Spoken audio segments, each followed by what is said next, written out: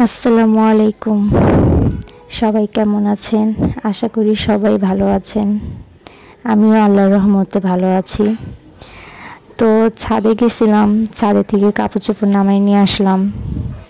এদিকে এই যে বাচ্চারা ঘুমায় রয়েছে, সারাদিন কি বিরক্ত করে, বিরক্ত করার পরে এই যে ঘুম পাড়িয়ে এখন বাকি কাজ সারবো। এখন জামা কাপড় ভাঁজ করব, ভাঁজ করে দেন তারপরে বাকি কাজ করব। তো আমি এখন গোসল করতে চলে যাব। তো একটু ভাবলাম একটু ভিডিও করে নিই। আমাকে তো একদম পাগলের মতন দেখা যাচ্ছে। সারাদিন ব্যস্ততার মাঝে নিজেকে একটু গুছায় রাখতে পারি না, পাগলের মতন দেখা যায়। মাথা আঁচড়ানোর কথাও ভুলে যাই। দেখুন রাতে যেভাবে চুল বেনি করে রাখছিলাম সেরকমই রয়ে গেছে।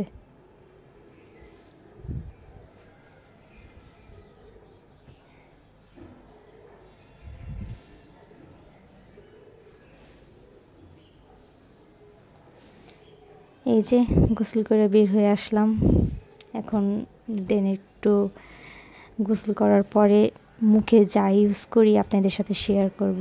এই দেখুন আমাদের বাচ্চা কিভাবে ঘুমোচ্ছে, এসে দেখি। এখন আমি যা ব্যবহার করব সেটাই দেখাবো। তো আমি প্রথমে ফেয়ার অ্যান্ড লাভলি সোনো ইউজ করি। কোনো সোনো আমি ইউজ করি না, শুধু এটাই ইউজ করি।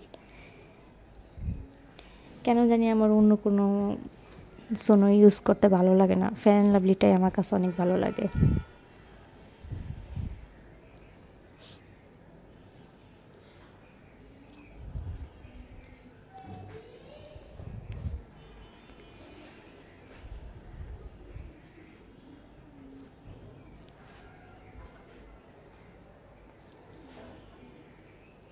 এখন ঠোঁটে হালকা করে একটা লিপস্টিক দিয়ে দেব।